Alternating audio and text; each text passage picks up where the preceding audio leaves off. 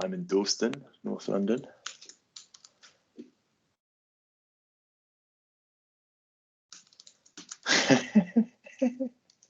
Someone says, am I still in Siberia? I feel like I'm in Siberia. I've got a scarf on today because my flat is freezing cold. We have someone in Los Angeles, Bromley, Pakistan. Love this. Southampton. Hey, my football team. Good stuff.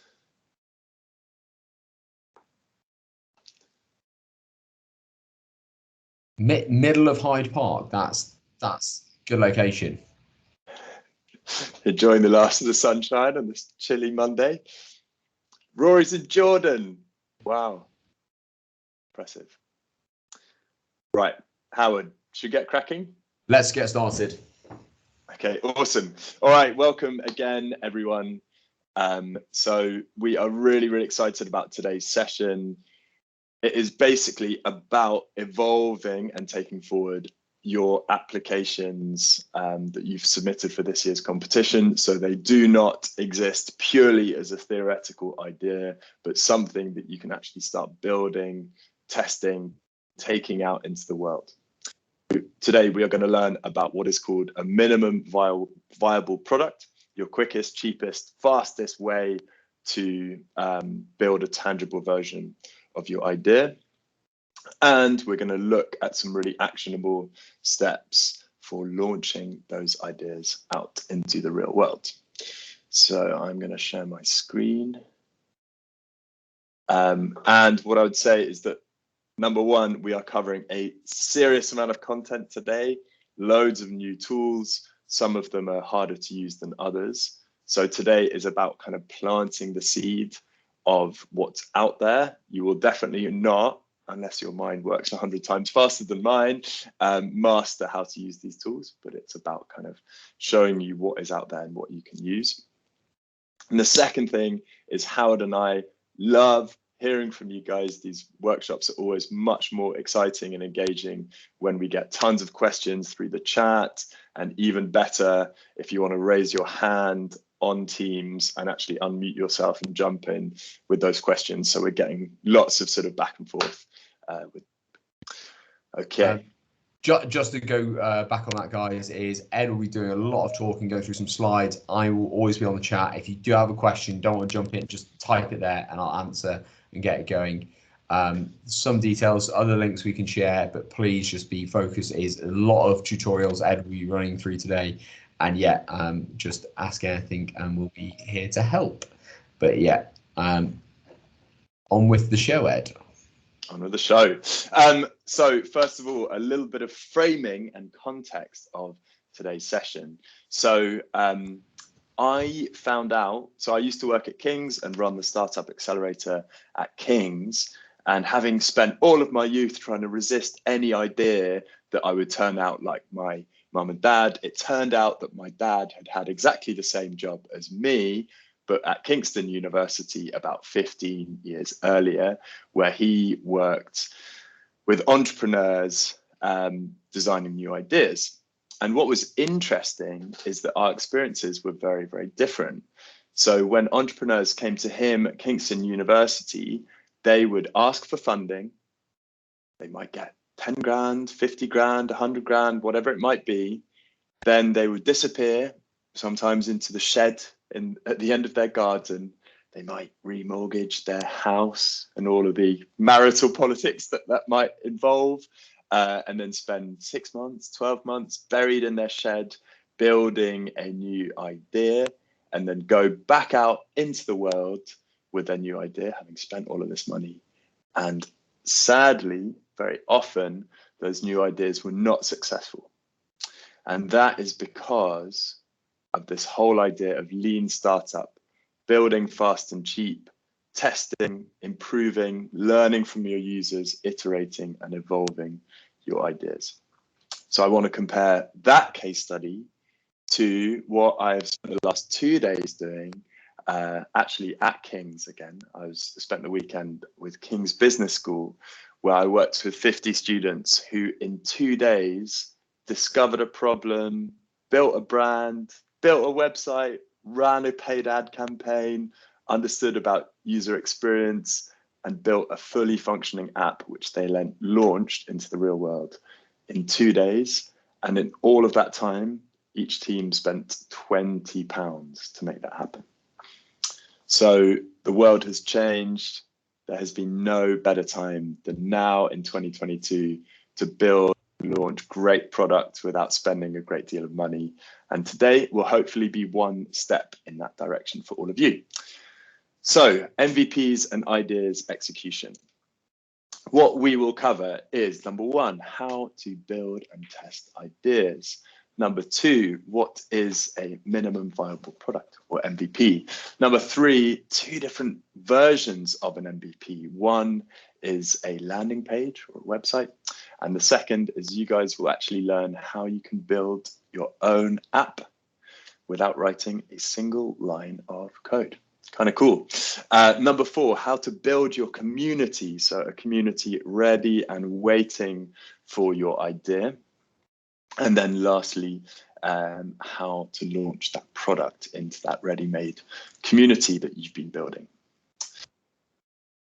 So before I go any further, we'd love to hear from you what steps are for your idea.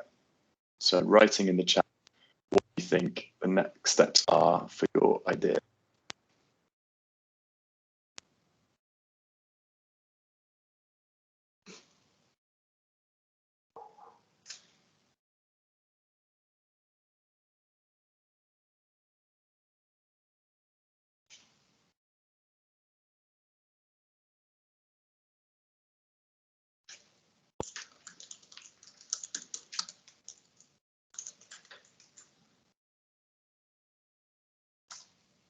So Rita says, launching the app.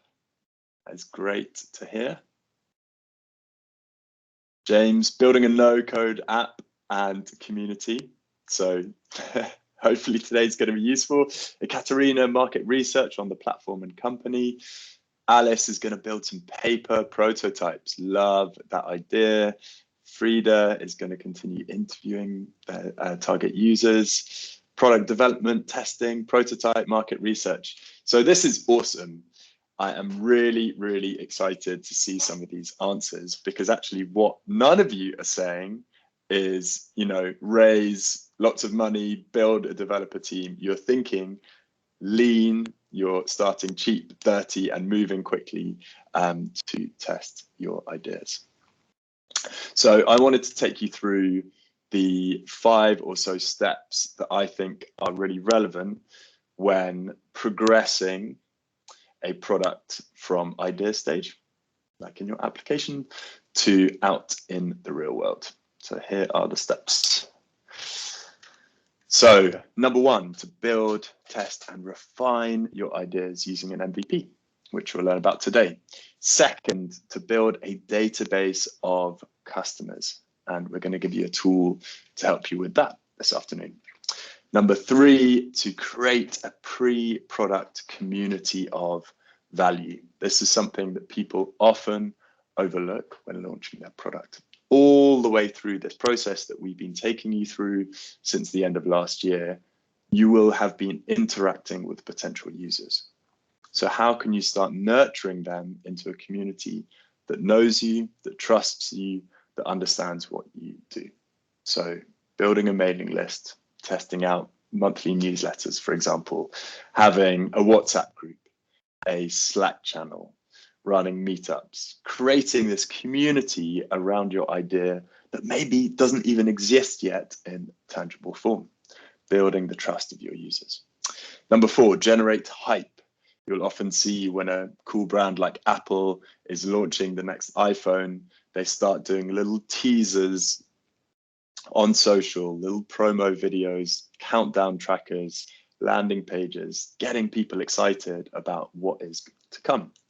And then lastly, to launch your product to this captive audience that all of those previous steps have helped you to build. So we're going to talk you through how this looks in real life over the next couple of hours. But first, we want to hear from you guys how long you think it will take to build the first version of your idea? What do you reckon? Writing in the chat.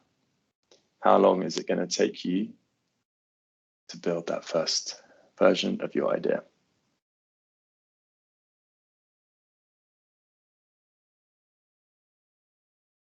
Anna says 1 month. Talal, also 1 month. Bit of a theme here. 4 weeks, a month. Anyone going to spend more time or less time than 1 month? Erin, a few months. Simone, 1 day. Okay, really interesting to see a range of different answers. The reason we asked this question is to challenge yourselves to think, what can I do in radically less time than I might have imagined?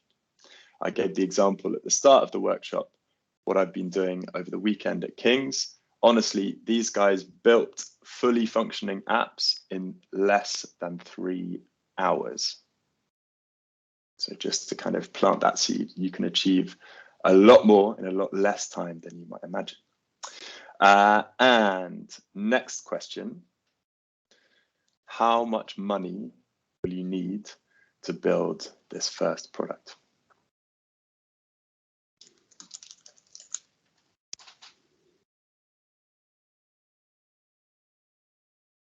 What are you budgeting for this first product?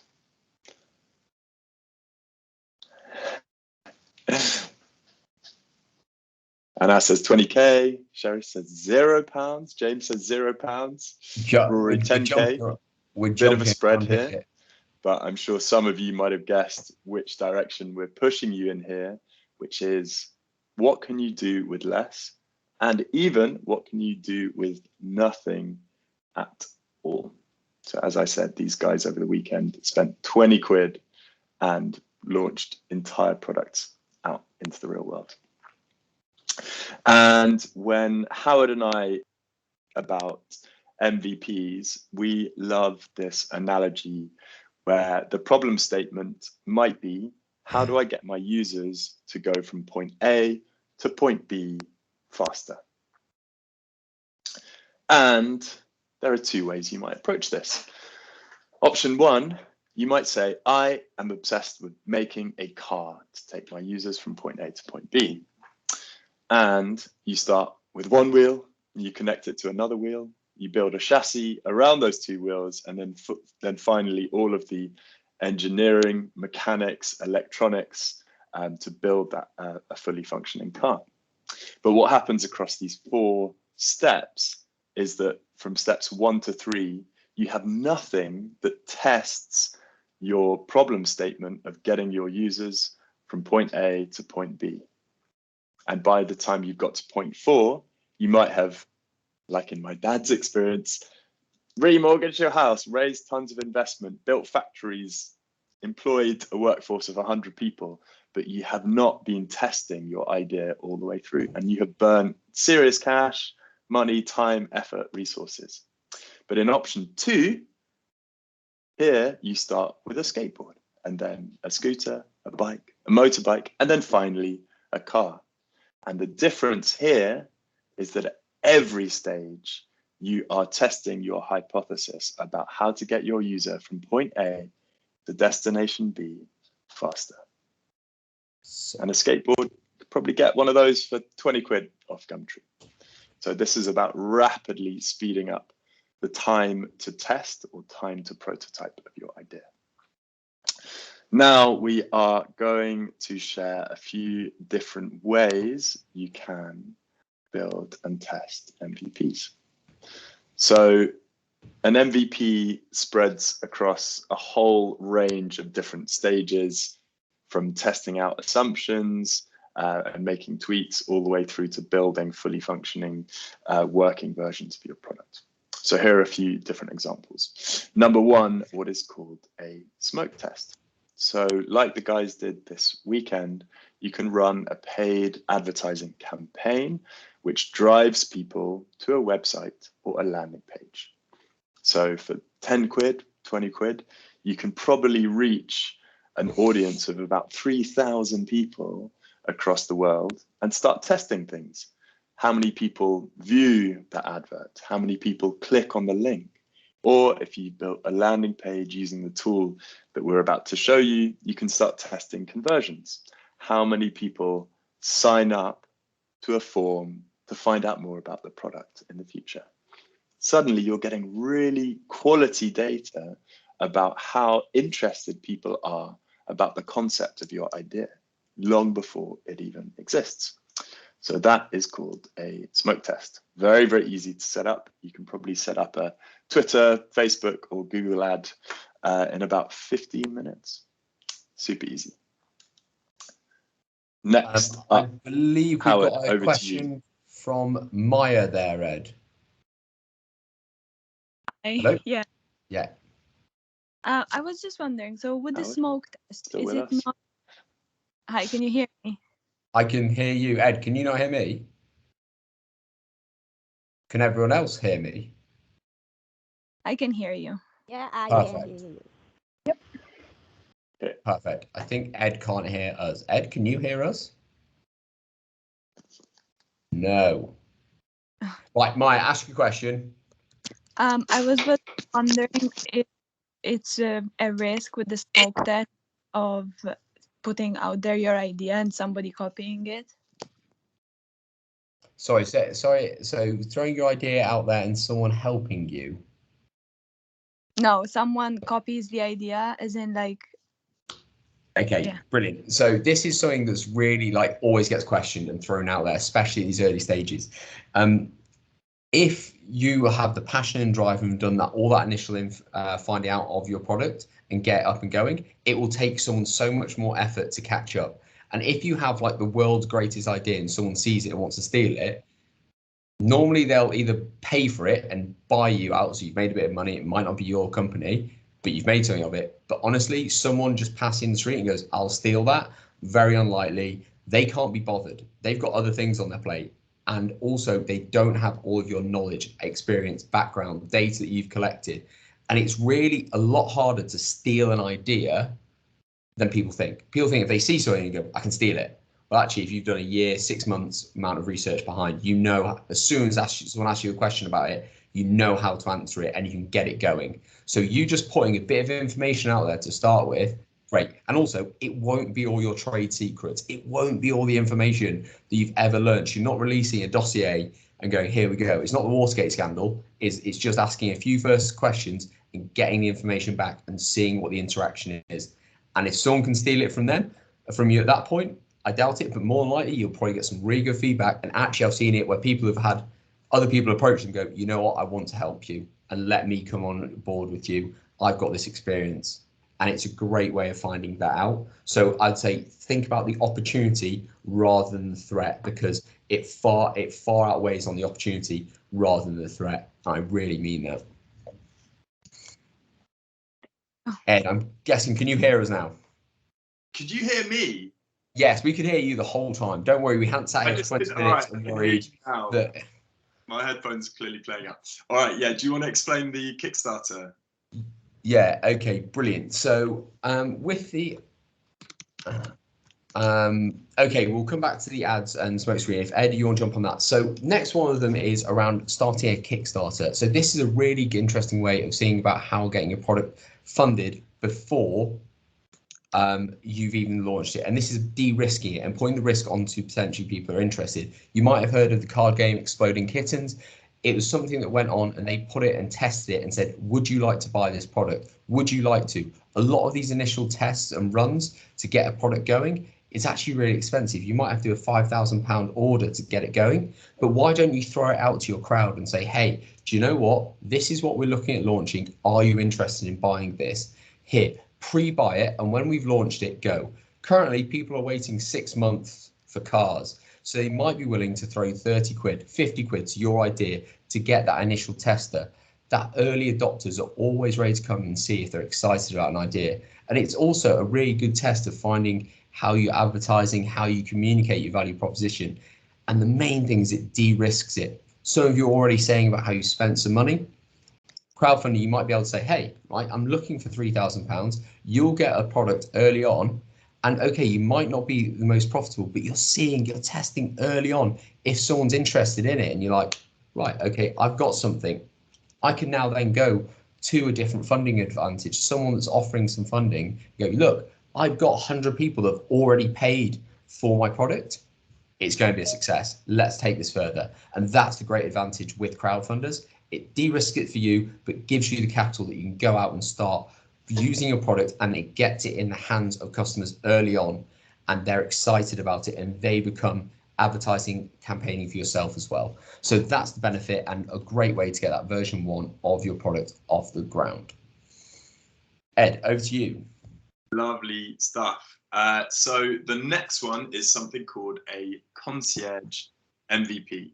And this is where you essentially replicate what your product or service is going to do, but without building the product itself. So as an example, when I was at King's, one of the startups we were working with were looking to connect high quality videographers with corporates who needed great video. And they thought they could do that connection piece in 1 hour or less. So they thought, we're going to build an app. But an app costs 10 grand, 20 grand, a lot of time. So instead, the founder, Ross, said, well, I'm just going to set up some databases. So he compiled a list of WhatsApp numbers of videographers. And he would go to his clients and say, I'm going to find you some videographers. Give me the brief and I'll find it. And then behind the scenes, he would quietly send out the brief on WhatsApp, and he would get these quality videographers through saying, yeah, I can do Thursday for this price, this standard, here's my CV. And so he was delivering on that service with no app at all.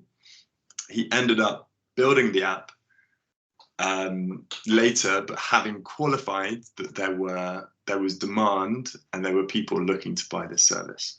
So it's a really great example of doing this stuff quickly and cheaply. The next example is something called the Wizard of Oz MVP. And this is one of my favorite examples. It is the first case study on a book that some of you might have read called The Lean Startup by Eric Ries. And what happened is this brilliant founder called Tony Hsieh said, I think retail is about to change. And I think people are going to buy shoes in a different way using the internet. This is in the early days of e-com. But he wanted to test this before buying stock, setting up supply chains, hiring staff, etc. So what he did is he went to some retailers and he was like, hey, I've got a plan for you. I want to take some photos of your shoes. I'm going to go and I'm going to sell them for you on my website. And every time I sell them, I give you the money. I give you 100% of the money. So these retailers were like, oh my God, that's awesome. Someone's doing our sales for us. We don't have to do anything. But what happened is he tested the model. He captured people's emails. He sold tons of shoes. So he proved his model.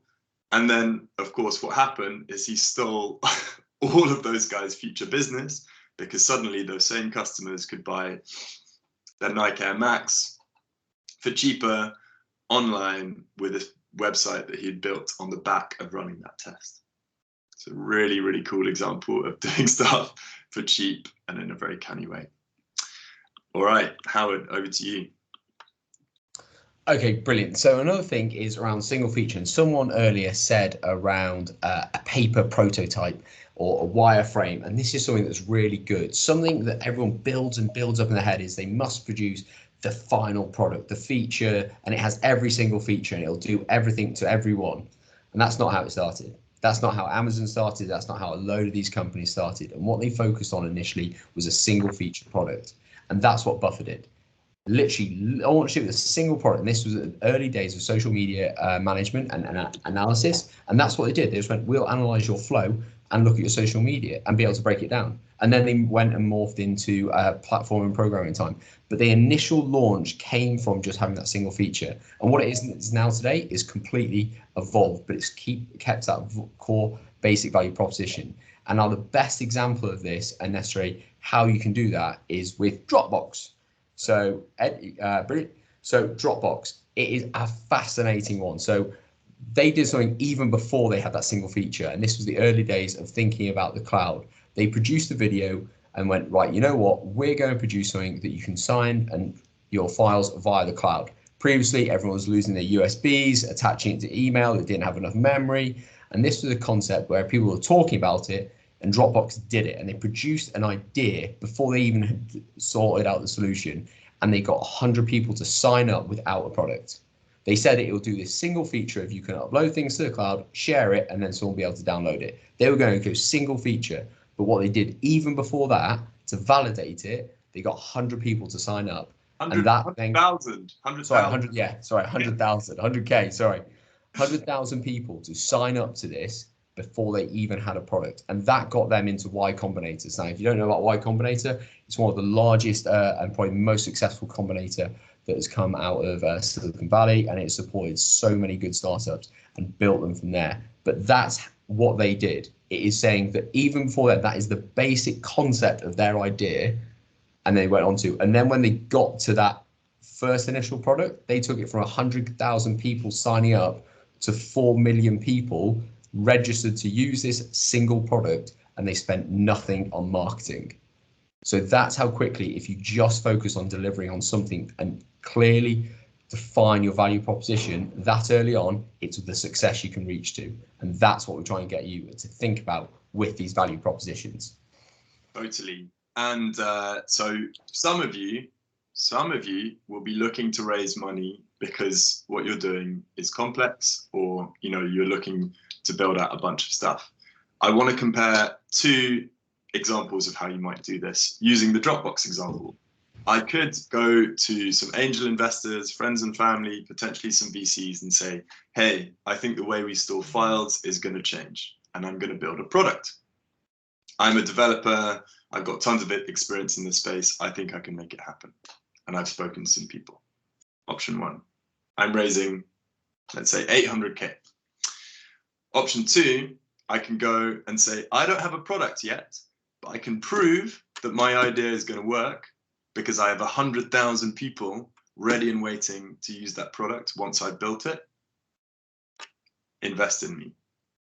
And I haven't written any code. I haven't raised any money. I haven't, hired any developers.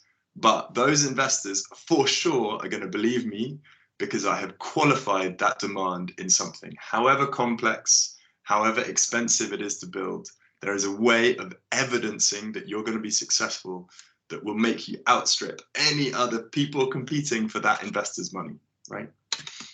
And so this quote we love to share from one of the most successful entrepreneurs in the world, Reid Hoffman, the founder of LinkedIn.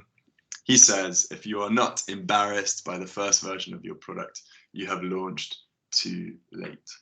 What we bang on about all the time, and this is a big mindset shift for all of those perfectionists out there, is 1% perfect and out in the world being tested is always, always, always more useful than being 100% perfect, stuck at home doing nothing with it.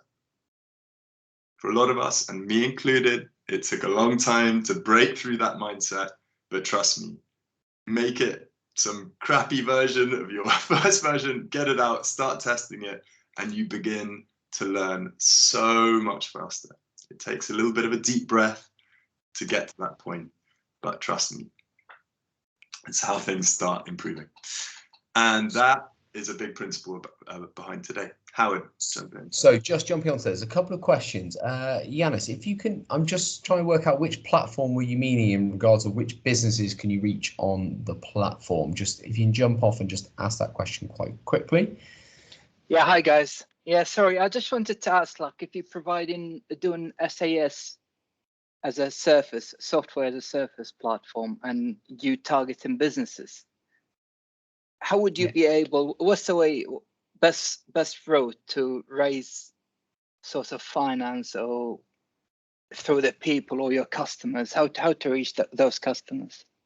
Okay, so I think there's something here, and this is going back to what this whole session's around, is around MVP and validating. So to reach those customers, You need to start early on and having and approaching people that potentially work in that sector, friends or family that, or anyone that you might know that interacts at a level and sees something similar along the lines of your service. So by saying I need to go straight to that business and say this is a working prototype, you can actually do a lot of validation before it even reaches that business, because they might be a potential customer and they might not really love that version 1, version 2, and it grows and grows. So MVP is about getting that, like Ed was saying, that validation, qualifying the idea, and if it works in a way. So your service, like, you don't want to just jump straight to the business. That will come, and that will come through different versions.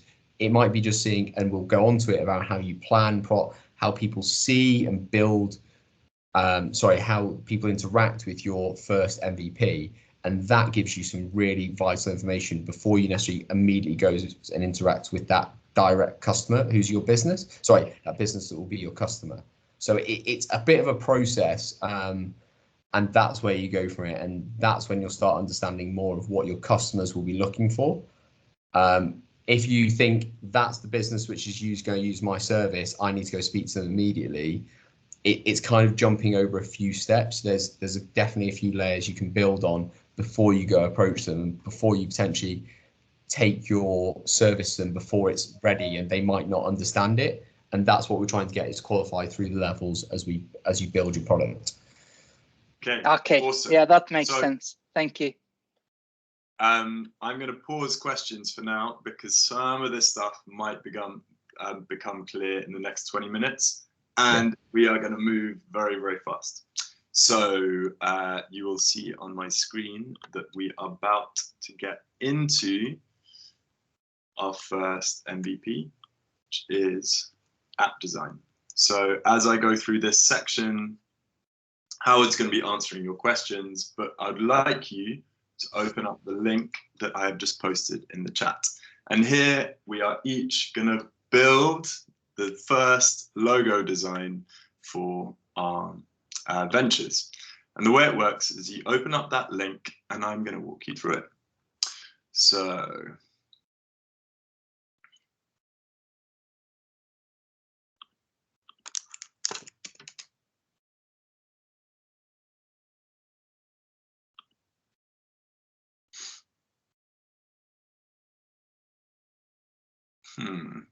okay, here we go. Create new logo.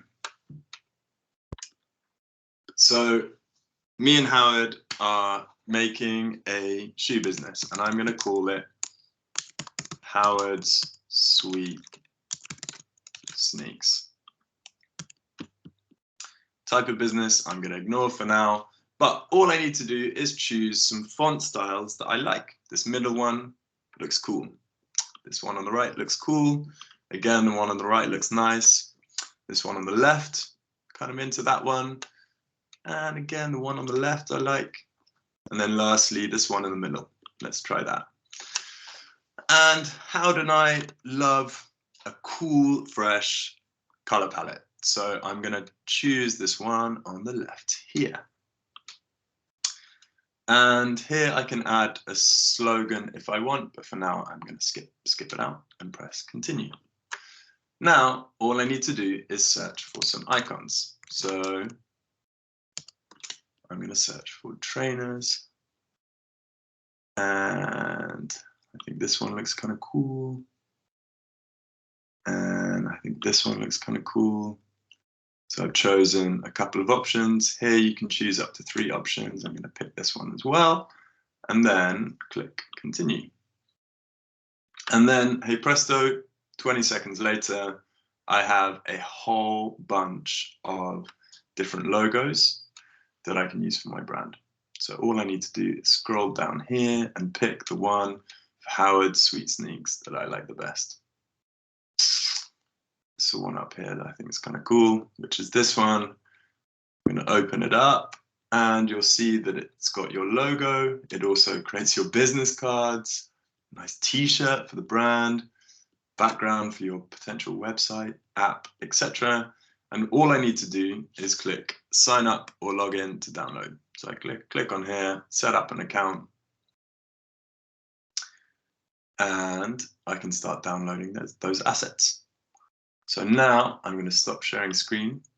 And if you guys just want to go onto that link, you can create what may well be your first brand logo. And I encourage you to do it in 30 seconds. Just click through and pick one of those brands. Just to re-emphasize what Ed's saying here, guys, is I've run sprint programs over weekends as well, and I have seen teams argue for a quarter of their time, 3 hours over their logo being perfect. Literally, whole companies change and rebrand all the time. A logo will not define you throughout the period of time or have the success of your company. If you just get one and you can start working and it clears your mind to just get going, and that's why this tool is so useful. And it just gets you onto the next step. Moving forward, you don't have to go through a branding exercise, pay someone £10,000 and not like the final product. It just gets something moving. And that's why just 30 seconds and you're laughing. You've got a logo and you're away. Exactly. And I'm sure Howard would agree. Your first logo always looks terrible. I made my first one on PowerPoint and it was horrible. I spent about 15 minutes on it and then I launched my website. But suddenly I made it real and it was out there and I had something to show to people. Right, so the next step is we are gonna get into app design. So I'm sure some of you have some experience of app design, potentially user experience. When it comes to app design, I encourage you not to think about coding, not to think about like how the graphic design is going to look. When you think about designing any product, you want to think about human behavior first and foremost. A good product typically takes a user from point A or need A to outcome B in the simplest, slickest way possible. And a good way to measure that is the number of clicks or interactions to get them from point A to point B. Okay, and that is the fundamental principle behind user experience. Okay, ease of use, convenience, etc. And the great thing about design is that it actually starts with one of these, which is a pen, and a bit of this, which is some paper, and you can get creative. So to bring that to life, I'm going to share my screen again. My laptop is being very, very slow. But here we go. So the first step of creating an app is you want to draft your app goals. Okay, my laptop is grinding to a halt. So number one, write down the goal of the app. What is outcome B that you want to get your user to at the end of that process? Number two, get a piece of paper and create some boxes. Number three, each box is a screen on the app. And basically, you start sketching out your user flows. A great way to think about this is to take an app that you use all the time, log out of that app and open it up as if you just downloaded it for the first time and screenshot every screen that you see. And typically you'll see like a screen that says, let's say, welcome to Spotify, sign up, and you click sign up. And then there'll be a login screen, log in here, you'll log in, then you'll go to a home screen, and then you'll be able to search for your favorite artist, and then you'll be able to click play on your favorite artist. So I've got from point A to outcome B, which is listening to my favorite band very, very quickly. And when you're drawing these app flows, make it as simple as possible. So here is an app which is basically about writing reviews.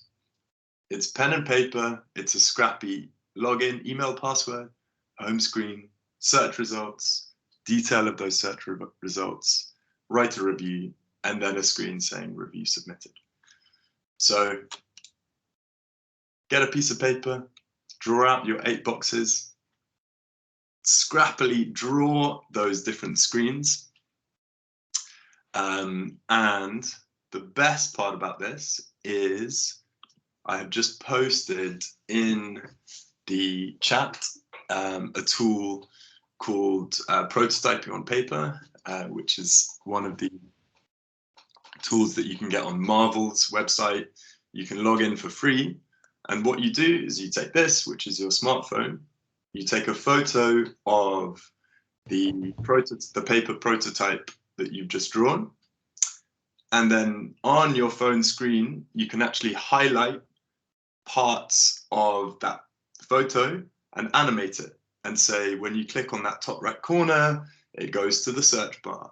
Or when you click on the bottom left, it goes to your home screen.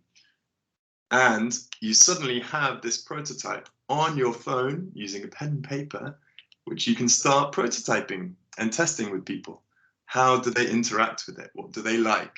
What do they not like? What questions do they have, etc. So you can very, very quickly start testing the user experience of your app. I can see some of you sketching out your apps, your user flows in the background, which is great to see. But as we have already said, we have tons and tons of content to get through, and we're really excited to show you a tool that takes this a step further, which is to actually build fully functioning apps. But at this point, I think we have a bunch of questions. Howard, do you want to pick out the people with? Yeah, I'll just go over that one. Tracy is saying around just 8 being the number, and it's similar to Ed's example earlier. Just it was 5 screens. This is more a great opportunity for you to visualize and see how you'd walk through it and make sure you don't miss a point or you don't duplicate. There's a really good book, you might have seen it, The Sprint, and it shows and talks about how this process has been introduced into, there you go, we're not paid royalties on this, Ed, I think we should be, but it's a really good process. And even in the first introduction of the paragraph, it talks how you do this rapid prototyping, and that sketching out means that you don't duplicate something, you don't miss an element. So 8 is just a really good one, but actually you want as minimal clicks to get to a way, and it's how much information, how easy that can be. We've all filled in forms where it's just another question, another question, another question. I know I've dropped out of it. So 8 is just a number, but it's really about keeping that flow, UX design.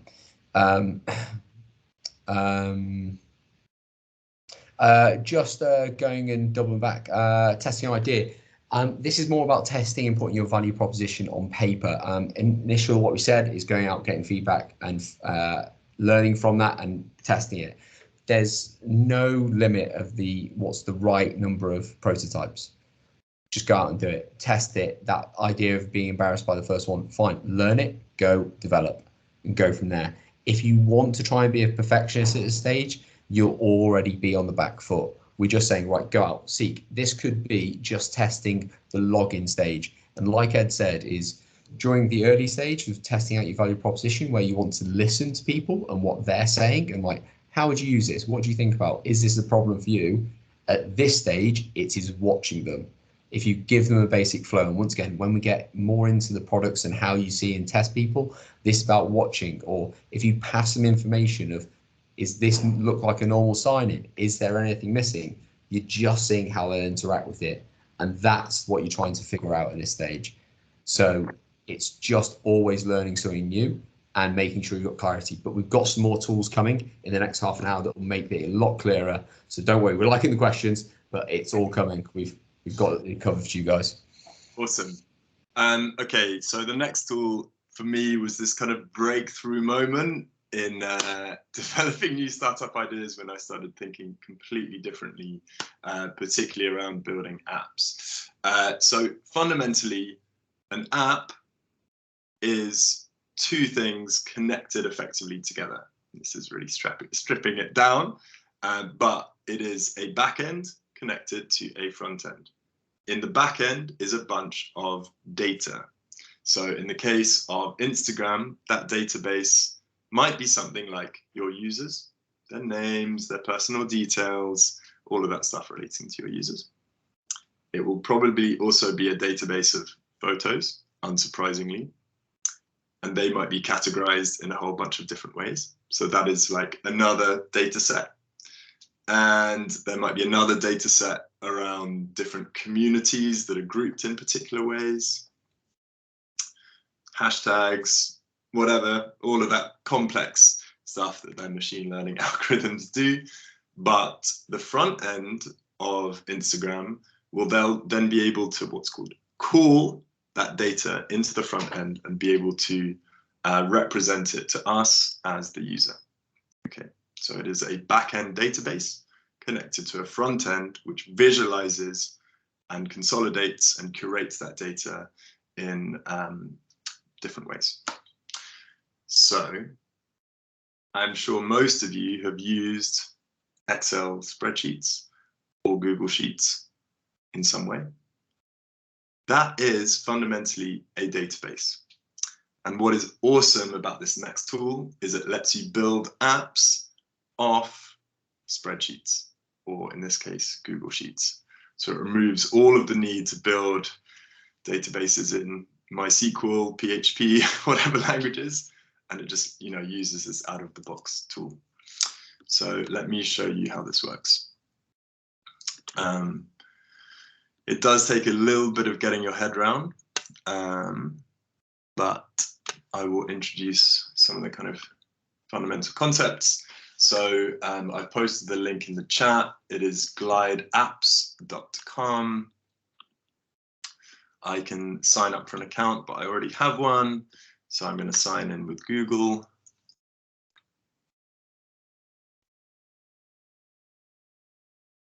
Here are my different accounts.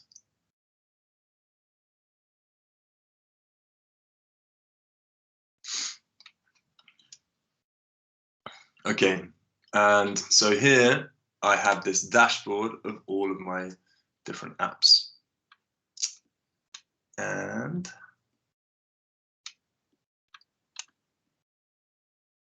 basically, if I click New Project and say Glide App, you can also build websites, but let's stick to apps for today. Then I want to create an app using Glide Tables, which lets you use some of the existing templates that Glide have built. I can click Create.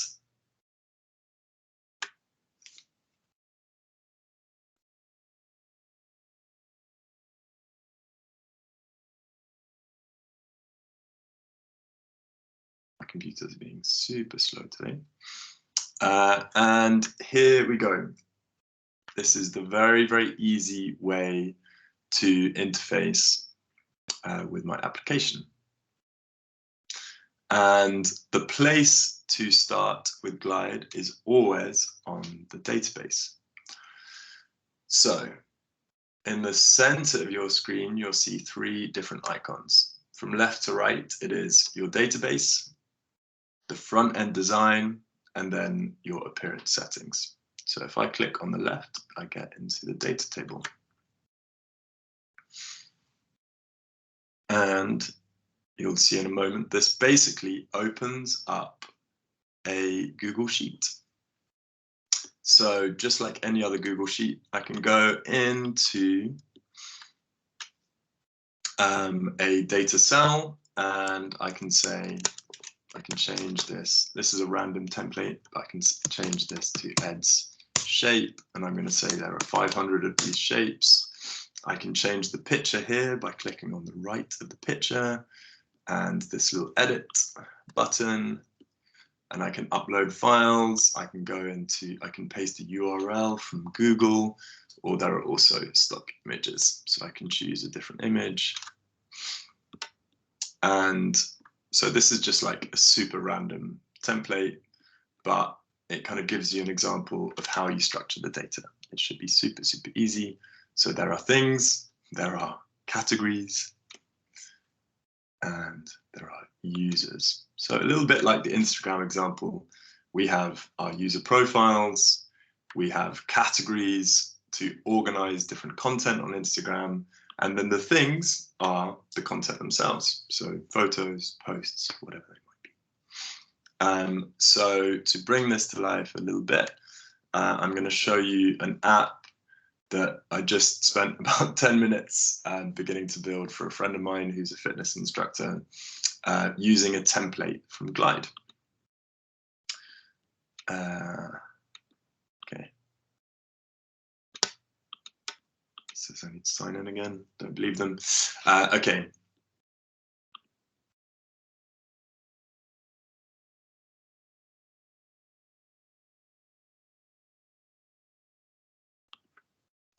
Let's try this. So in the background, hopefully you've been able to get set up on your different account. And instead, I'm going to open actually, here we go.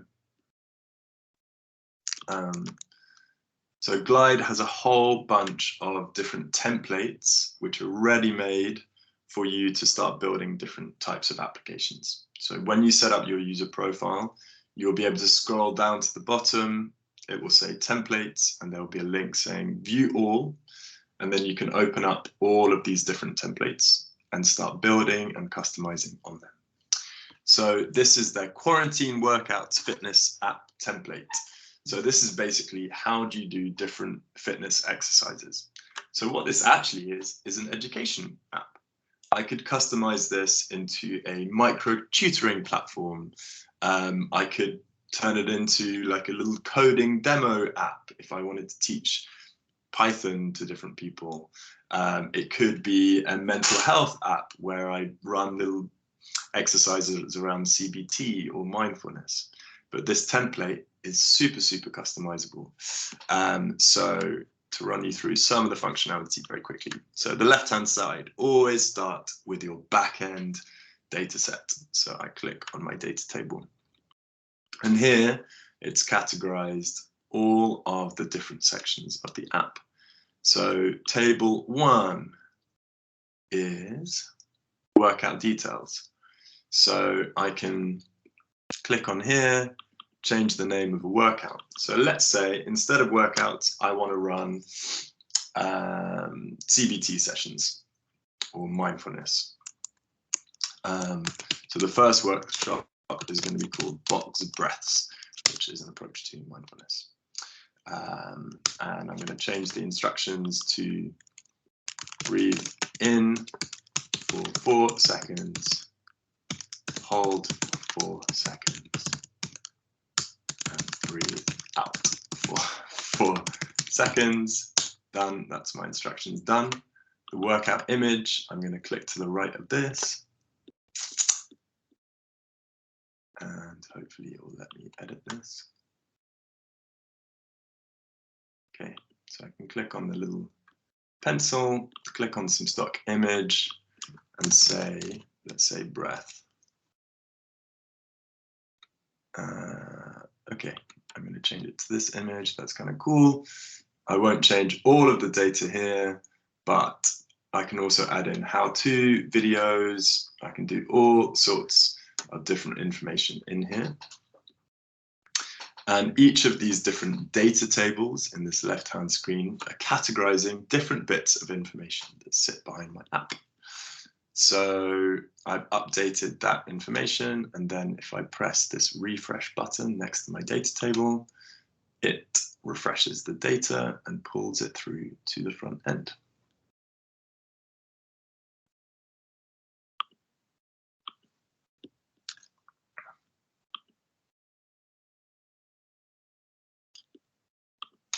And now if I click on my front end view,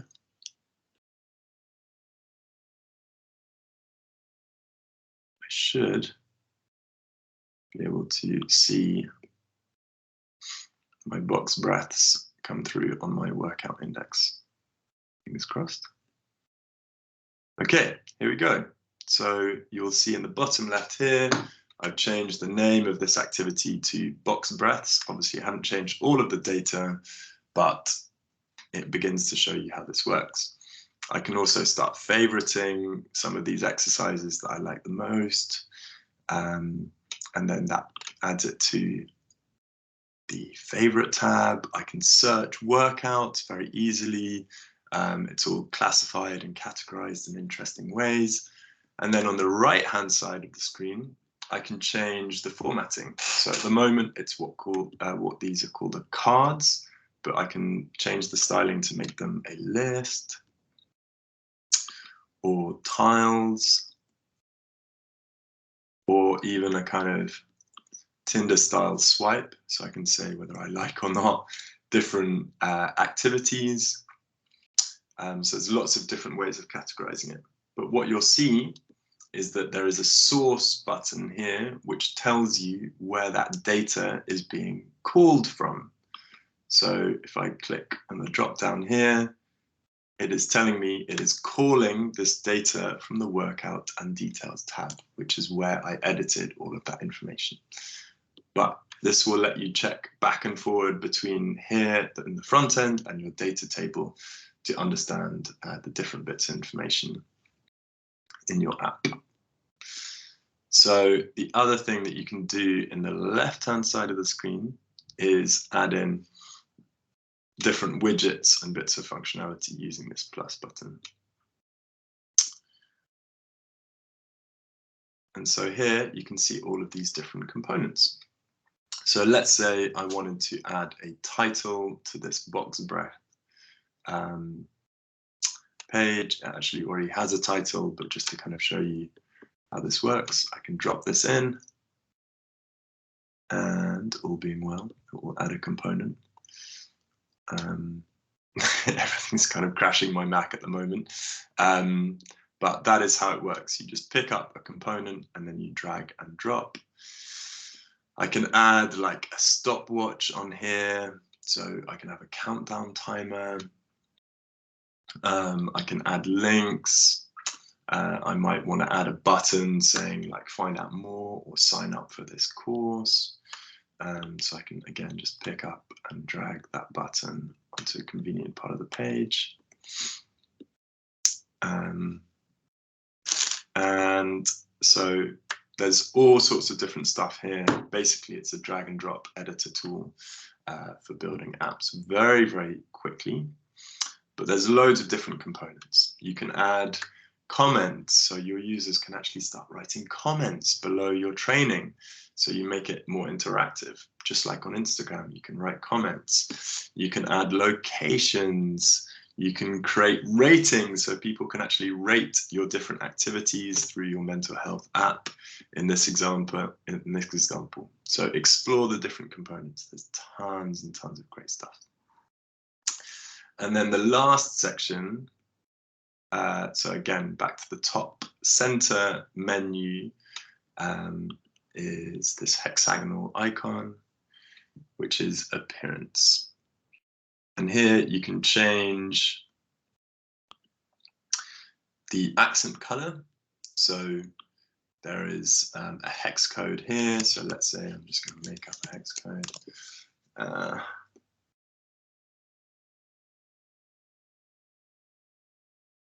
Here is my new app color, which is kind of this like purpley color. You can also change the app information.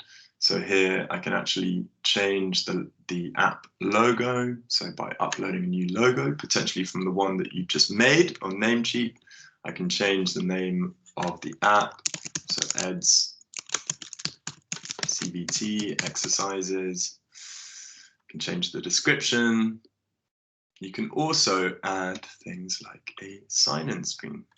So here you can actually put in somewhere to capture people's email and password and start generating a user base for your app.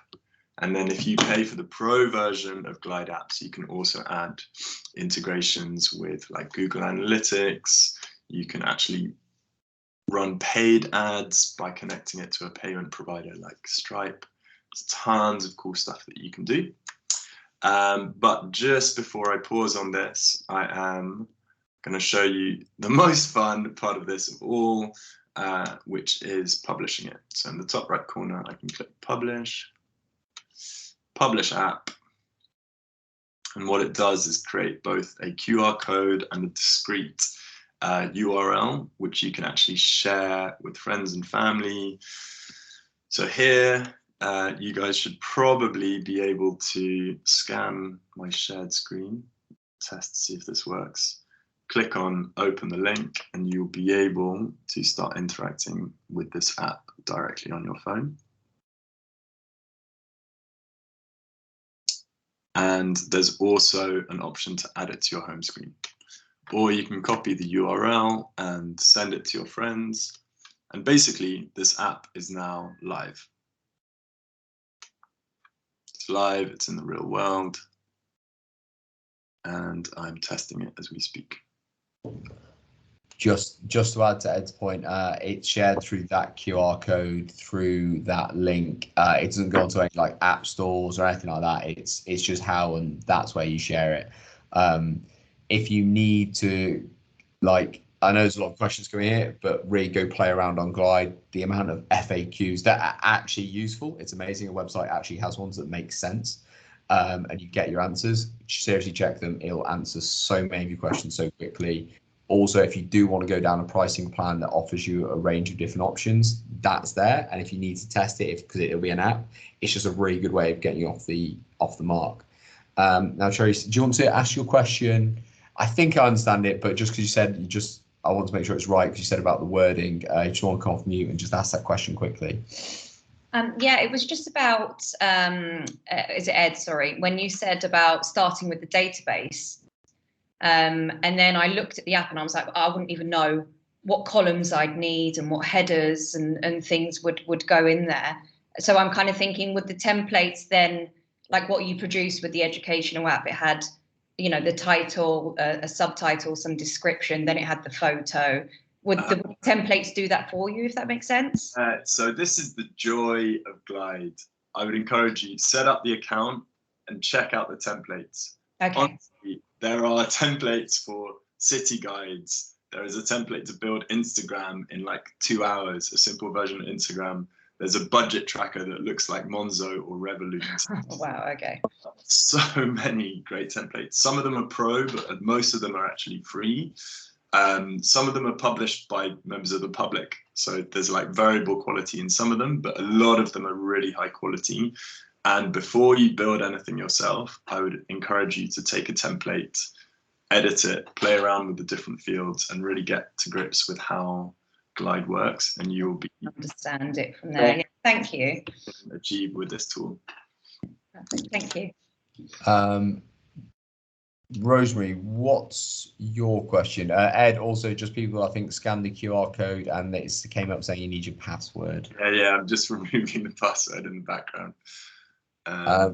Rosemary, is it? Would the pro version of Glide allow you to put it into app stores? I can't remember that. Like I say, if you go onto the pricing. Yeah, so this is not something I've done myself to push something live on the App Store. I am 95% certain you can, because there's people across the world literally monetizing their ideas using Glide apps. So there are ways of distributing it. There will be an explainer video on Google, on YouTube. They're your friends. That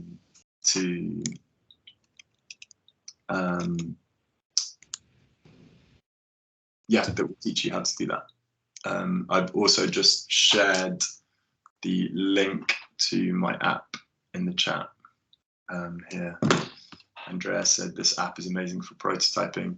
Even more than prototyping, you can actually build a business with this. You can make money using this. I don't believe you can take the code off from it. It doesn't give you the full back end with the APIs, because that's their product. Really, it's a non-coding way for you to launch your app. So I don't think it allows you to be able to pull off the back end code for it. No. Should we just do 2 minutes of questions and then pause for a quick break? Yeah, that'd be really good. Sorry, Maya, you had a question? Yeah, I wrote it down also. When Ed, you said like monetizing through the Glide app, does Glide take like a percentage of that, or do you have to like upgrade? Like, how does that work? Yeah, so you need to upgrade to the Pro plan. That's how they make their money. Yeah, I've just put the link in for the pricing and what you get for it at that stage. But yeah, it's free to a point. It's a very good prototyping, but if you want to start monetizing, they will be looking for payment. So the pricing plan is there and what that offers indeed. If you need advanced features, like once again, like guys, Glide's a really good place. Go look at what it offers on different stages. Like I say, fly through, walkthroughs, FAQs. The more you play around on the app, you'll see what the opportunities are. But once again, remember what stage of prototyping you're at. This is literally to get your idea validated. It's got potential of doing a bit of websites and apps, but just get on there, use it, see it, and as the tool that it is, and how it can help you validate your idea, rather than going, oh my God, my whole business is now going to shift to Glide and this is how I'm going to build my app.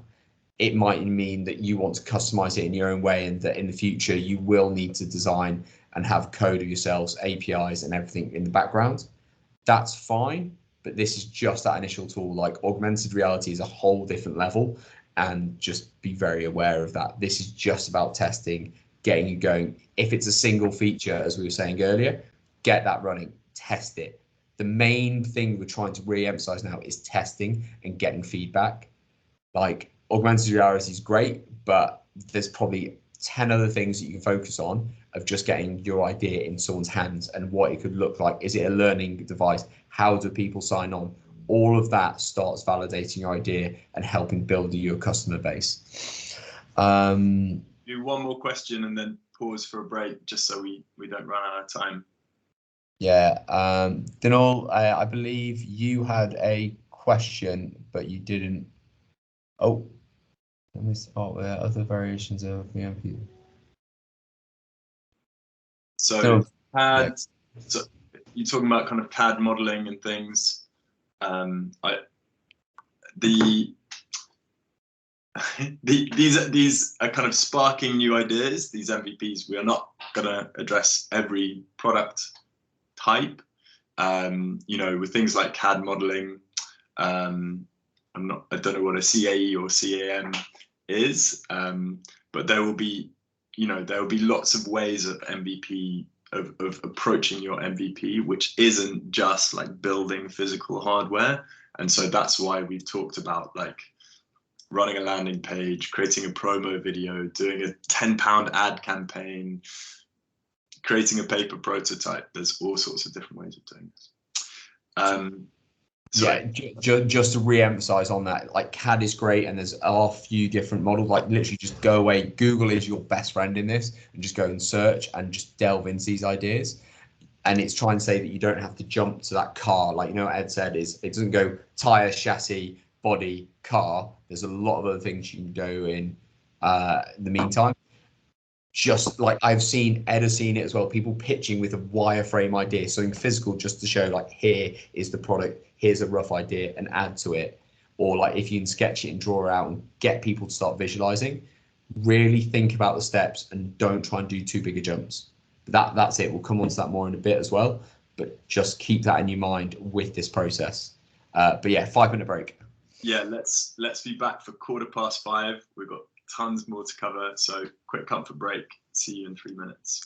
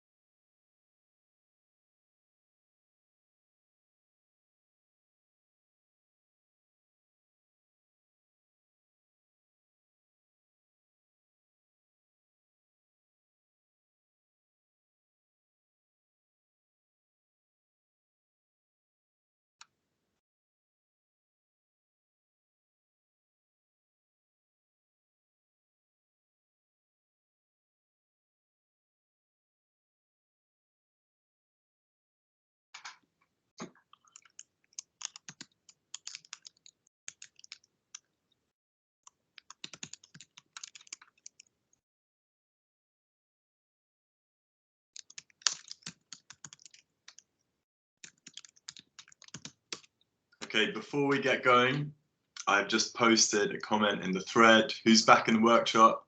Please add a thumbs up reaction so I get a sense of how many people are back.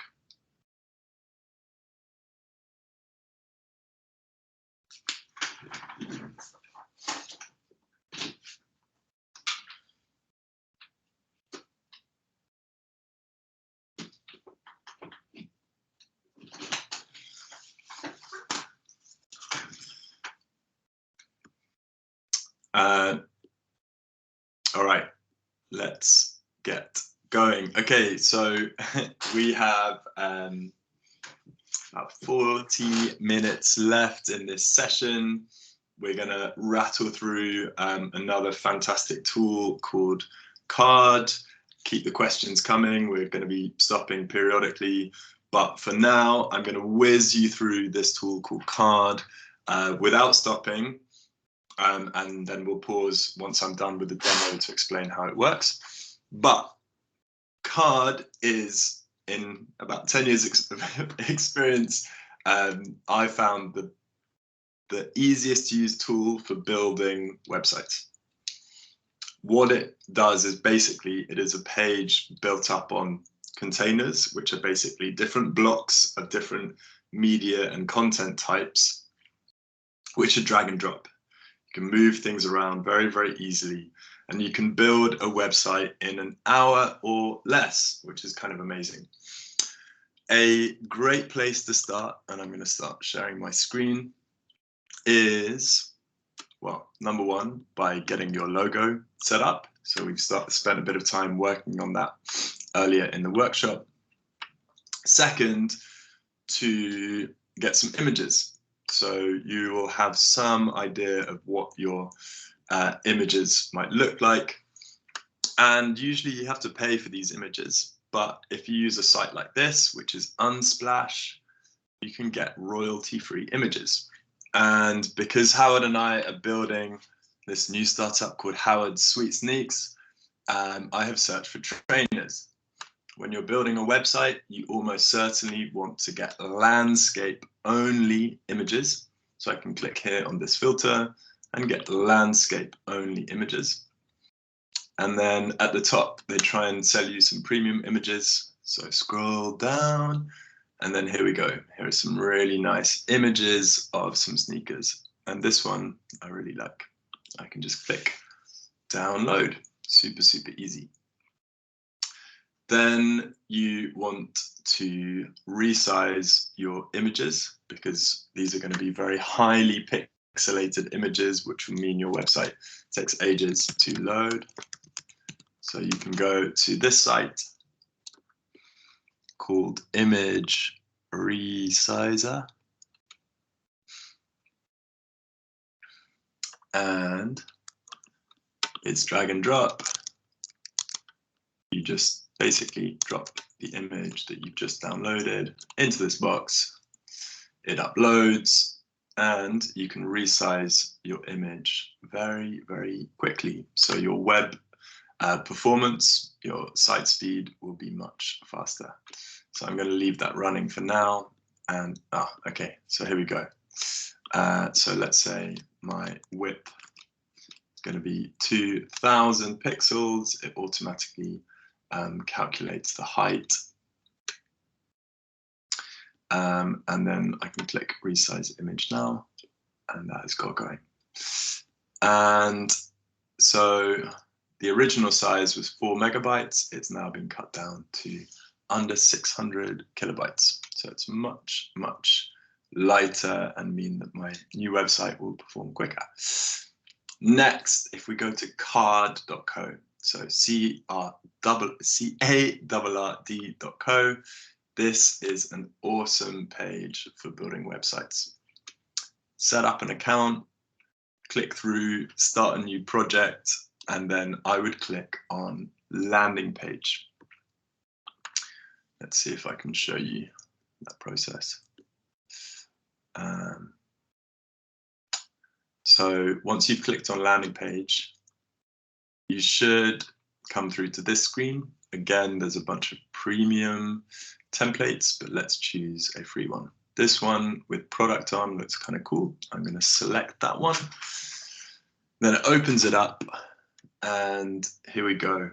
I have the template of my new website. All you need to do is double click on one of these different boxes, which are called containers.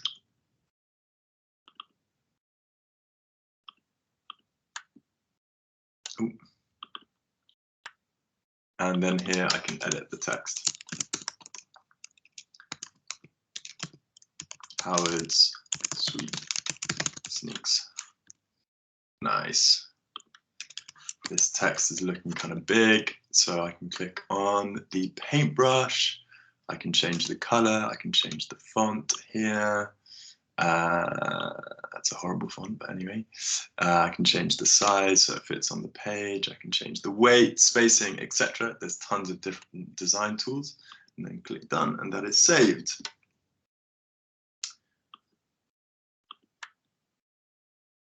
Then if I want to edit the background, I click right off to the side, and here is my background. Again, I can click upload, and I can go to my image library.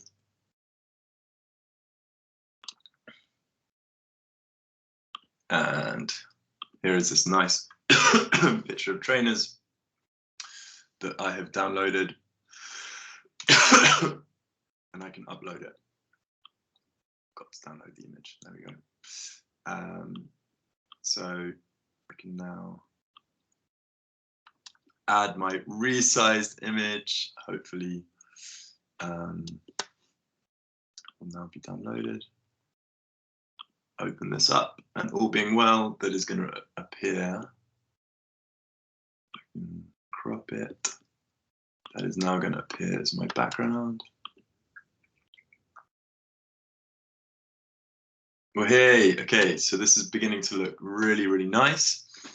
There's tons of different design tools that I can use, and I can also add in elements. So this plus sign is where I add. So I can click on all of these different types of elements. Text, image, you can even create video and upload it, lists, buttons, icons.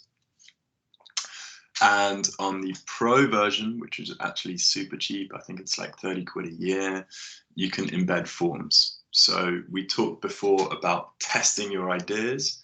Asking people for their email address is an amazing way to test that they're really interested in your idea. So with the pro version, you can add a form saying, like, are you interested in this product launching in 3 months? Add your name and your email address here, and you start building your customer database. Then to make this go live, click on the save button and then publish. So I'm actually not logged into my account. I'm not going to log in now because we're short on time. But basically, you log into the account or create an account, create a title for the website and a description. Then you can publish it to card.co. howardssneaks.card.uk. And then if I am logged into my account, I can literally click publish and my website will go live. So this is an insanely fast way to build and launch a website. So I'm just going to pause there. I bet there's a whole bunch of questions that have come in. Oh, I meant to actually show you another site, which is really useful, which is a color palette generator. So you'll have seen in different places you can actually edit hex codes. So here is a place to create a color palette. So you've got your logo, you've got the beginnings of your app, you've got your landing page, and on coolers.co, you can actually create your color palette very, very quickly.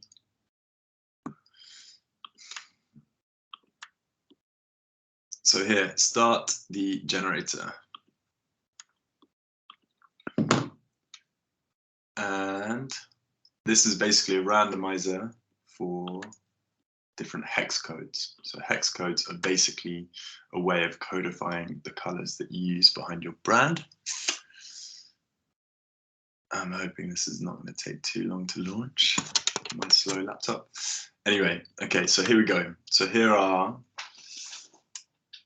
5 different colors that I can use for Howard's Sweet Sneaks. And me and Howard love this little blue. So what I can do is press this button here to lock that blue. And we also really like this blue. So I'm going to lock that. And then I can press space.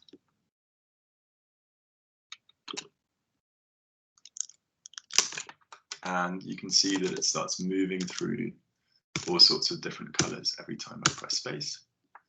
And when you like a color, again, you can lock it, press space, and it generates more and more different colors. And then you can write down these hex codes. So this 6 character, these 6 characters, and then turn those into your color palettes for your brand. All right, I'm going to pause there. Howard, do you want to pull out some of the questions coming through?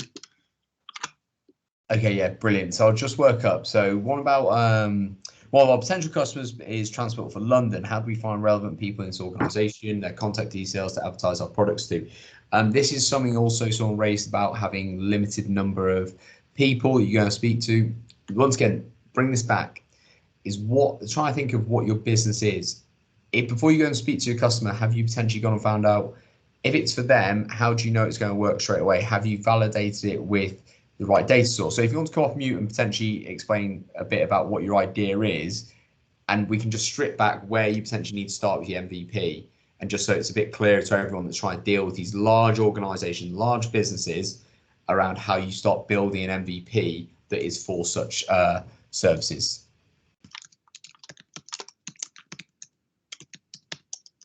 Madhu? Would you like to come off mute? And in the meantime, for guys looking for people's contact details, a very nice little hack. You can use this extension called lusher.com, which scrapes people's contact details on LinkedIn.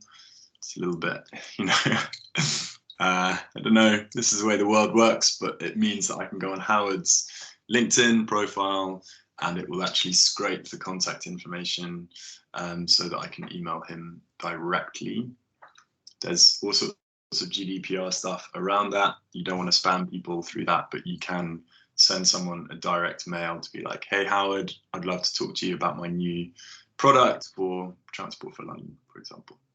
Yeah, okay, so let's just go into that. Is just think about how you leverage your network and right, okay, about traffic management using AI. So there's a lot of other people in that space that are potentially you can go away and research and find information off and how they're going about it. And so what is the product? If it's a platform, how will people interact with it? If it is an AI plugin, is it going to work? And how would people, even someone that's working with an AI management tool at the moment, might be able to give you some feedback. Is just jumping straight in to say, oh, I need to speak to TFL and the right person. There's a lot of complexities there, and saying find the right person is you need to look at who would potentially be on the day-to-day using it and how they would interact with it. And that's what we're trying to encourage here, is just building up your MVP. I know that's not necessarily giving the clarity, but it's a bit hard to understand where you're at with that process without a more specific question around how you and what you'd like to go or where you're up to with your MVP. There's just one, Ed, about someone's a recovering Adobe user, and if this is and I'll pass over to you now because you had a really good example about Adobe last time and its uses. So yeah, if you just want, it was. Yeah, I saw that. That was 15 minutes ago or so, I think. Yeah. Yeah. So Adobe versus Glide. Adobe is, or at least the ways I've used it, purely very, very powerful like front end and graphic design tool. but it doesn't let you do any of the back end build. So you can build something that looks pretty, that clicks through, that looks like an app, but it won't perform like an app. Whereas with Glide, you can actually build something that performs like an app, capture data, take people's email addresses, change the data set that informs the app. So for me, it is a much more powerful tool because you can actually build and start shipping real mobile apps. And there's just something else about technical MVPs and marketing MVPs. The strategies we mentioned earlier, it all depends on what you're trying to get out of your MVP and your product and service. These are just some tools and methods you can potentially go, and please, we'll share this video, we'll share the slides, and so you can look at an approach you want to do, potentially look at some other examples. We don't have enough time to dive into every approach to an MVP. The main point of this process is just to get you to remove that fear and to go out and start testing a base model. If it's literally those scraps of paper and you hand it around to a group of people and they understand it, you put it into a prototyping tool and you review it and then pass it to someone else. It's just about getting the ball rolling and not being perfect, because so many people fall at this stage of they try and chase perfection. A company I was working with he was a perfectionist, tried to work and get his model and business out for 2 years. He changed product, understood with his second idea the value of getting an MVP out there, tested, got a product out there. The first 6 months, he went through two rebranding, different way of delivering the service. But in the end of this first year, they had done £350,000 worth of revenue, and they had an idea, and then they refined it once again, and they've just closed £150,000 round of funding after 18 months, and they're in the black. And so that comes from testing and removing the shackles that come with MVP and testing. Just get the product, get it into the hands of people. They'll be brutal, they'll be honest, but you need to get it. Don't worry about it being stolen. Don't worry about negative. Let someone have it. Let someone play with it. Let them give you feedback. You listen, watch how they interact, and go from there. And it will start moving so much, so quickly. You'll start worrying about it, but that's great because you're rapid prototyping. You're going from there. The longer you stall, the longer you're like, I need to add more time into this. I need to add more time into this. People will actually get nicer because they know how much effort you're putting into it. Whereas if it's something rough and ready, they can shred it apart, but you get that feedback. Mm-hmm. So this is just about giving you some of the tools. Like, even if you're on Glide, you design one page and just send it to someone, go, tell me about this. And they slide over and it's like, it's a fitness app. You're like, no, stay on that one page. Just tell me what you think about this. That's something you won't have had yesterday. That's not something you had last week. You might have then just got a customer, but you will have got feedback. And that's what we're trying to move you in towards. For sure. So just a quick recap on some key concepts. 1% perfect and out in the world, always better than aiming for 100% perfection. You think you're looking to raise 10K, 50K, 100K. What can you do with £0? And what happens when you change your time horizon from 3 months, 6 months to 3 hours, 6 hours? What can you build and create in really, really constrained amount of time? And so far we have created logos, picked color palettes, created brand names, understood how to build a website, understood how to begin to prototype your user flows, your user experience, and how to build fully functioning applications. And we are an hour and a half into the workshop. So that's kind of cool. So lots and lots of tools for testing stuff, but testing your products and thinking about launching products is only meaningful when you build your audience around those products. So the next part of the workshop is going to be all around that. So I shared the next tool that we're going to use, which is this customer database, which is something that we've put together for you guys as a very, very, very basic CRM. A CRM is fundamentally a customer database. So you can open this up. Please do not use this template because this is for everyone to use. Please click File, make a copy, and save it to your own respective computers. But here, it's just one place to save all of the details of the people that you've spoken to.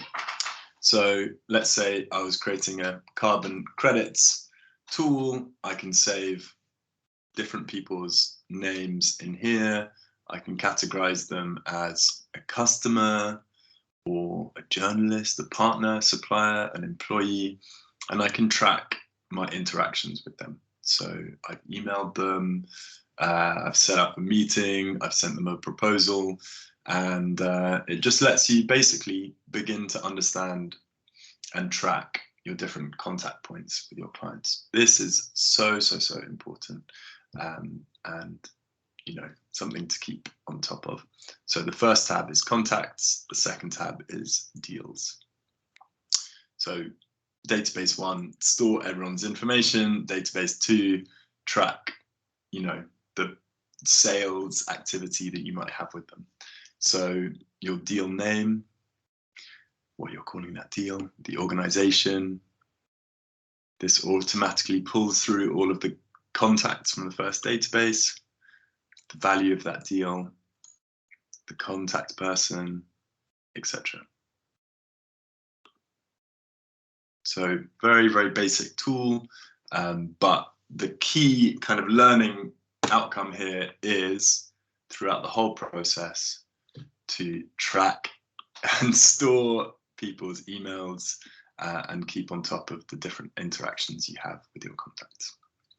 So that is very basic introduction to CRM. And we also wanted to talk about how to generate feedback. So you have your app, you have your prototype on paper, you have your website. You want to hear from people how they experience it. So you can sit next to them in the library, you can meet them on the street, you can share it via a Zoom call, and basically you want not to pitch it to them and force them to like it. You just want to sit and watch them as they move through that app. So imagine you are trying to find some exercises to improve your mental health. Here is this app. Can you tell me these 4 things? What did you like? Oh, I really love the design. I love this particular activity. I like the way the menu was structured. What I'd change? Well, actually, I didn't like the way the navigation to finding the right activities. I would like to have a search functionality. Questions I have. When's this coming out? And will you add additional components around psychotherapy? New ideas. How about turning this into a fully bespoke, tailored version of this that will let me put in different inputs to make it more personal to me, for example. So in these 4 different feedback categories, you're learning so much from your users and taking all of this data so you can begin to iterate, improve, potentially pivot on your ideas. So next, well, really the last 2 sections are planning your MVP and then how to launch your product. So with MVPs, it might be all very exciting to think, oh, okay, now I can build a website or I can build an app, but we really encourage you to think about your goals first. So just like any scientist, academic, researcher, or entrepreneur, you are in the business of developing hypotheses and testing them. So let's say I want to test that based on a short introduction to my idea, potential users will sign up for my newsletter to hear more about CBT. This helps qualify their intent to buy my future app, which is about CBT training modules. So that is my test. My expected result, 5% of users will sign up. That gives me a kind of success or failure criteria. And then ideas for my MVP, a landing page on card with an integrated form. You know, what's your name, email, and how much do you like this app? or what are your needs in mental health, or a promo video using a tool like Veed with a sign up button promoted via Google Ads. So a couple of different MVP examples to test my fundamental hypothesis that 5% of users will sign up for my newsletter. So planning your action plan is a great next step for you now to really think about what you're trying to test and what your MVP might be. The last thing that we wanted to walk you all through is basically a launch plan for your products.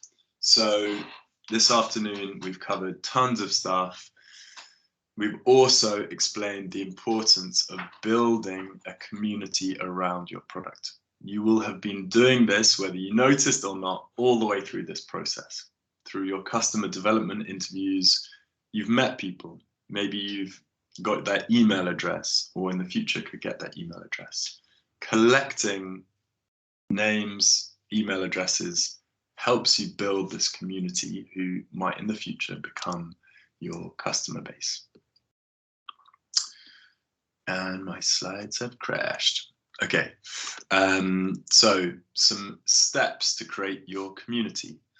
Use your email database to send out a newsletter with curated content and events related to your product. So let's say here are a bunch of events and blog articles around mental health. You could also set up a community. There's tons of platforms to create communities very easily. Slack, WhatsApp, Discord, Mighty Networks is one that I love. And a lot of you will recognize that from the Mes Entrepreneur community that we've built for you. And you can get people interacting, sharing content, ideas, and basically building their trust in your brand.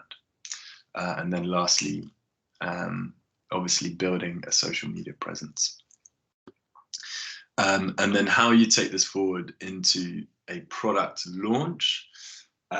This is a bit of an art, but here are mine and Howard's kind of top tips for launching your first product. Number one, ship small. So unfortunately, almost always your first launch will have some issues. It will go wrong in some way. So minimize that risk by doing a soft launch. So maybe to a small collection of people that know you, who like your product, who you can learn from. That might be 20 people, might be 50 people, might even be 10 people. But shipping small rather than chucking this out to all 5,000 people who have signed up just helps you learn faster and reduce risk. Build hype. So we've talked about this before. Run countdowns on social, do little teaser videos, do small reveals, get journalists on board, get press. It's a bit of a skill to get journalists on board, but can you piggyback off something that's in the news? So let's say for my mental health app, it might be stats around student welfare and well-being coming out of the pandemic.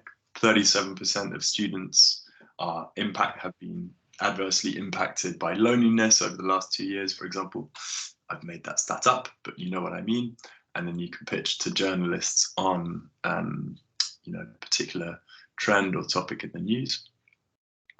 Get your product on Product Hunt. Product Hunt is basically a marketplace to showcase new products, get user engagement, get them upvoting your products, get them boosted and into the public eye. It's a great place to show off what you're about to launch. You can also run events to bring your product to life. So if I was launching this mental health app, I might run a panel event on campus to bring influencers in the mental health space, plus people from the psychiatry department or whoever it might be, to talk about how to manage mental health as a student. And on my Eventbrite link, I am signing people up to be my future users. I can also run low-cost paid advertising campaigns. I would start actually with a trial on Google, because Google paid ads are just so easy to set up. Put £5 behind it, learn how it works. And then lastly, drive referrals. Use the people, your advocates, your ambassadors, to drive the network effect. So if every new user refers onto more than one other user, you have exponential growth. Like that R number we all come to know only too well. Every time you have a referral, if you have a referral rate of more than one, you are literally getting exponential user growth. So it's a really, really powerful way to grow your idea. Okay, we're now at 5:45. We're going to pause there for any other questions that are coming through. Now is your chance. And we're hoping this has sparked a whole bunch of new ideas about how to take things forward. And hopefully made you rethink some of those plans for spending 6 months on your idea and £100,000 and hiring tons of people. Okay, just going to jump in there, just covering off some other things. People talk about legal policies and protecting yourself. Just beware of GDPR rules. They're actually now being really simplified. When they first came in, they were very confusing. Now they're actually quite easy to understand. Put a link in there to the Gov website. Just read what you need to do about keeping data, securing it. It's only once you become a full operating company do you need to pull a GDPR compliance officer and be aware and through all the training. So please just look at it. Please be aware. Don't go into any breaches. Also, is there an option of anonymity in reaching press, or does an individual have to be tagged in the product or service? If you mean in regards of reaching out press, normally if a journalist is covering a piece, they are accredited with the article, so their name is on there. But also I think what Ed was talking about, if one has just covered some news about recent statistics, LinkedIn, you can potentially see them. I'm connected with a journalist that's covers tech in Times Higher, so I see when she publishes something. If I've got something that's launching, I might tag it on something that she's posted about it. Just go, all right, this is quite interesting. Have you seen about this? Or are you talking, or have you thought about it? So just think about it, not about bombarding them and going after it like that. Just think about how you leverage. Also, there is now the world of influencers. If they're looking at pushing something and being aware, we're talking about mental health. Dr. Alex George is on Instagram. He does a lot around mental health. It's just seeing and being aware of the different ways people are going about. Any recommendation on how to select a good business name?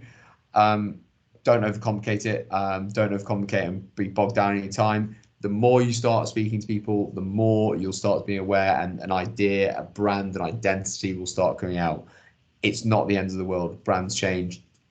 For example, Facebook just changed to Meta. Like one of the largest companies in the world has just done a rebrand and changed the name.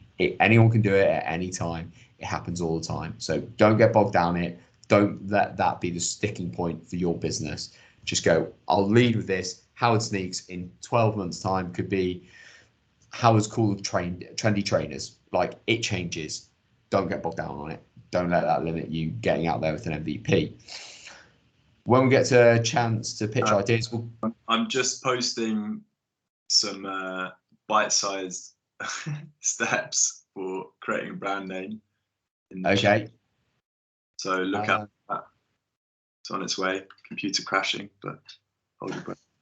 Perfect. We'll come back to in regards to the next processes in regards of pitching your idea. But if that's in regards to the competition, that's a bit later on.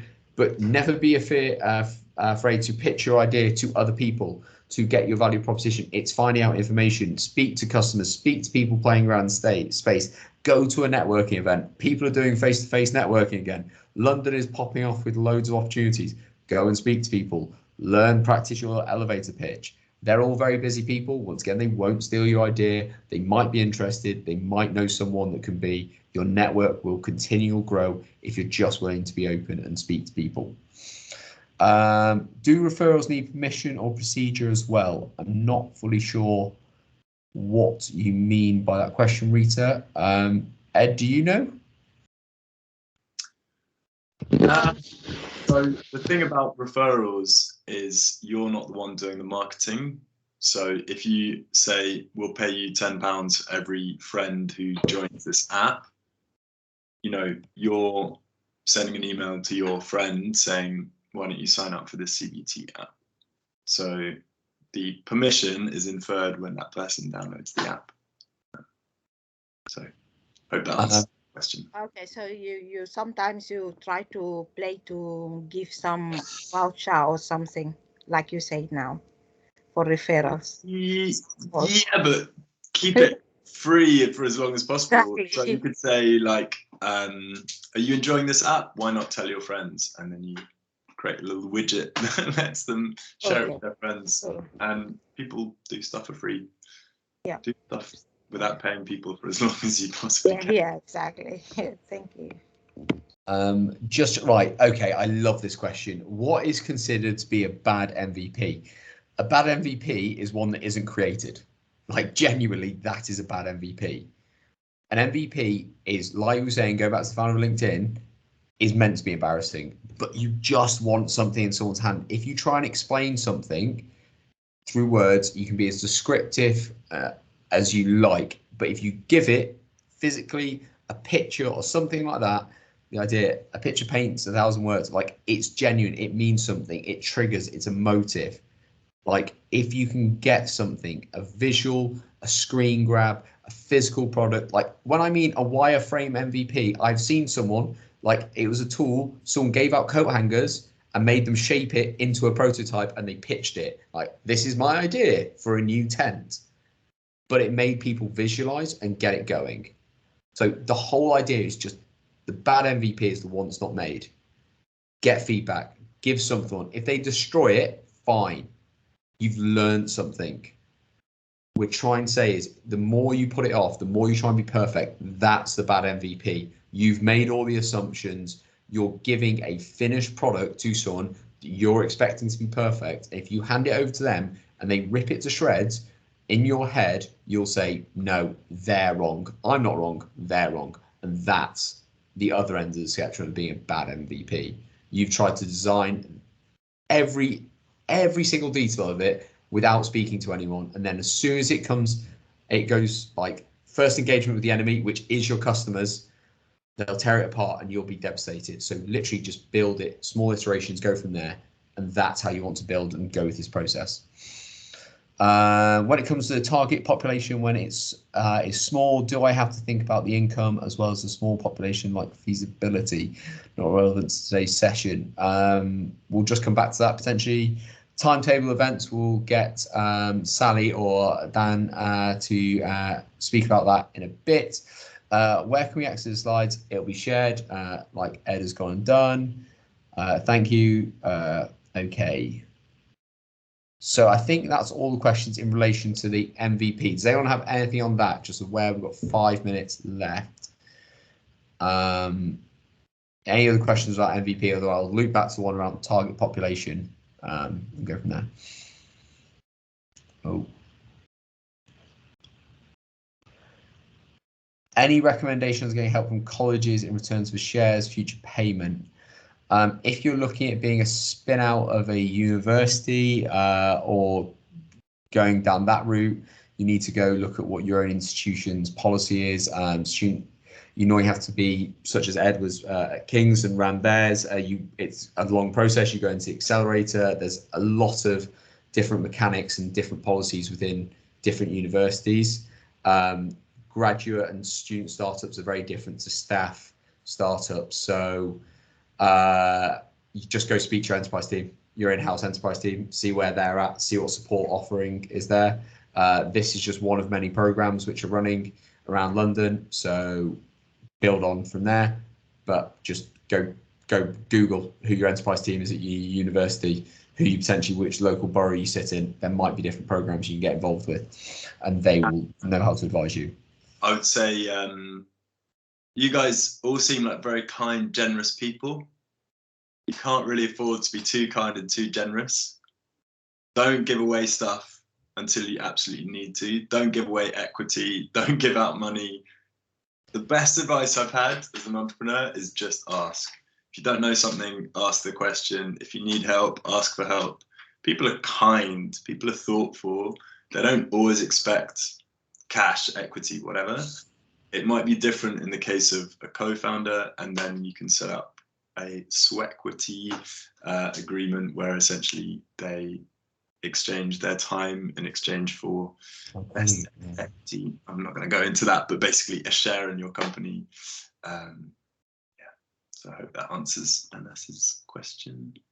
Sorry, his eyes are tired. I now realise it's colleagues, not colleges. Is this the only MVP session? We've done one previously. This is I think the final one. It's just covering the same areas. We'll be moving on to a different topic in the next workshops. Yeah, sorry about that, Yanis. More examples of the Wizard of Oz technique. Ed. Yeah, so I'm trying to remember the brand name, but there was a competitor to Groupon about 10 years ago that was claiming to have all of these kind of offers up on the website. And basically they would just post these offers on the website, but behind the scenes, what they were doing, just like tons of phone calls trying to negotiate discounted rates with these providers. So you're just buying like an IOU on the website, nothing that really exists. And then behind the scenes there's someone running about being like, get me discounted cupcakes or whatever. So yeah, it's presenting something as if it's real, but behind the scenes you're actually doing all sorts of like manual work. The biggest thing with Wizard of Oz is you've got to be prepared to do the graft.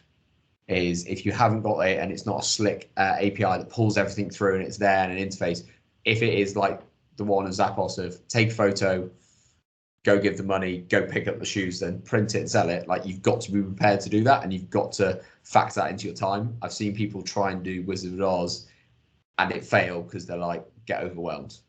Is you've got to be prepared and have time to, if someone orders 100 things, you've got to be prepared to ship 100 things and go get them from the store and be prepared to do that.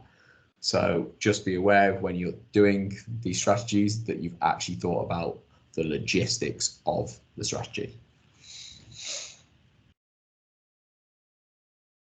All of your feedback coming in, Maya, Rory, thanks so much. So I think it looks like the sort of questions and feedback is slowing down. I'm really glad today has been so helpful. We just wanted to kind of share some key takeaways before we finish. And fundamentally, today is about, we hope, radically transforming the way you think about building and shipping products. And so, number one, test and learn fast and cheap. Put all of that stuff about perfection, people stealing your idea, all of that stuff on the shelf. And look at this, Fatima is actually already doing it in this session by putting out a new app, which I'm going to look at in a moment. Great stuff. Second, avoid code, hiring people, raising investment, spending money until the last possible moment, however tempting it might be. And then my third takeaway is build your tribe. Build that halo community around your idea as you go. 2 great questions to ask people after you've done an interview, customer development session, user test session. Number 1, would you like, can I add you to my list to tell you more about this product? Cool, you got them signed up for your newsletter or whatever. Number 2, can you tell me 5 other people who I can speak to about this idea? You're growing your email list exponentially through the people you're already talking to. So 2 very, very helpful questions. Howard, any takeaways from you? Yeah, I know I sound like a broken record, but seriously, just get testing, learn, and just get out there. I've seen so many businesses stall, and I have a conversation 3 months. They're like, I'm going to speak to someone, and then they get scared. When they actually go do the first test, they built a landing page, they get emails, the energy levels, and how much they have to start running, and it gets and injects that excitement into it. the longer you wait, the more the fear builds, the more you go, someone's going to steal this. Oh my God, it's not healthy. Get out there, test it. If it's going wrong, you can pivot. Keeping it cheap at this stage, learning quickly, it removes and de-risks everything. I've seen people sink 10,000, 20,000 pounds into an idea, then they stumble through a door asking for help and you go, where have you started? And they haven't even done an MVP, and it just shows. So get out there, remove the fear, test. The more people you ask, the more your network grows, and you'll be amazed how much people want to work. Like, just down the line, London's great and really exciting for startups. I've seen 2 competing startups work together because they realized that the market was big enough for them and that they had slight differences and they could learn on their core product. They didn't become best buddies, but they understood it, could work, did a session, then separated. People are wanting to help, and that starts with the MVP, and listen to them. Don't worry if they don't want to say, oh, I like this or I don't like this. Getting something, asking 10 people and getting 1 bit of feedback makes your business validated, qualified more, and it can go from there. But you just need to go start doing it. Guys, thanks so much for being with us this afternoon. It's been brilliant to see so much input, thoughts, ideas, questions. We've loved it. And most of all, huge congrats on finishing your applications, getting them live, being part of this process. And we can't wait to see how things develop over the next few weeks. Have a great evening. Thanks a lot for being here. See you next time. See you later, everyone. Bye-bye. Thanks all. Good evening.